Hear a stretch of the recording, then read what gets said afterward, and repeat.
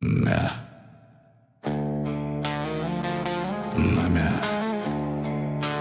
Mes bijom savo šešėlio.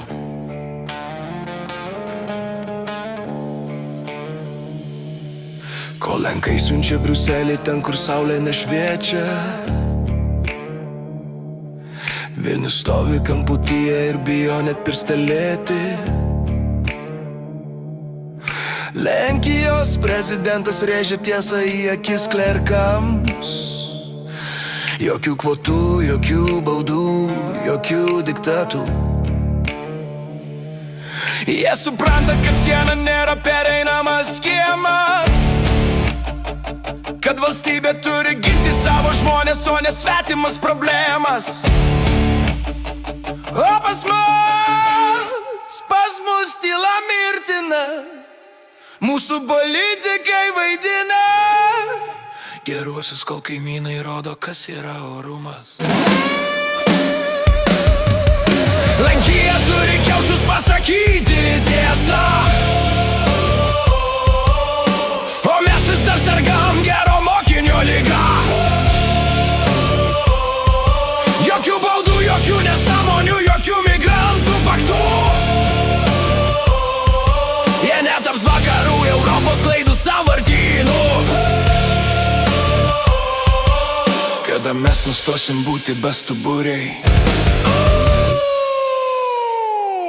kada pasakysim Lietuva pirmiausia.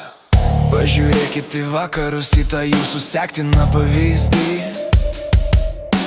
Vokietijoje peiliai gatvėse tapo kasdienybė.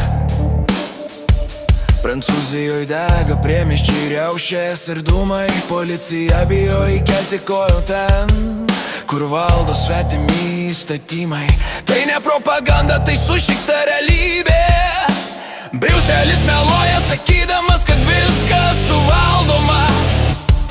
Lenkai tai mato ir sako, ačiū, mes šito neimportuosim. O mes linkčiojam galvom, tikėdamiesi, kad mus tai aplenks. Nifiga neaplenks, jei patys atidarysim vartus. Gal galva, arba imat nelegalus, arba mokat duoklę.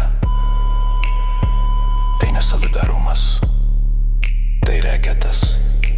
Tos ašarojančios ponios su plakatais refugės welcome. Jos gyvena apvertuose rajonuose su apsauga, o pasekmes repsit jūs.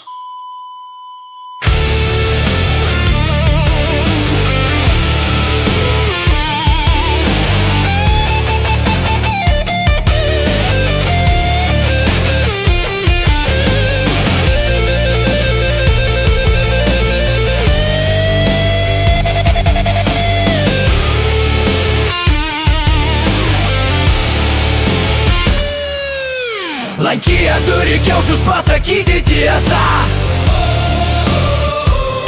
Jie jau priėmė milijoną ukrainiečių be jokių komandų. Tai buvo tikras solidarumas, o ne prekyba žmonėmis. Užteks mums bijoti politiko antraščių. Užteks būti Europos subinlaižiais. Lenkai savo liniją iškalė akmenyje. Mes braižom linijas skraidelę ant asfaltą ir tikimės, kad lietus nenuplaus. Laikas užsiauginti stuburą dabar.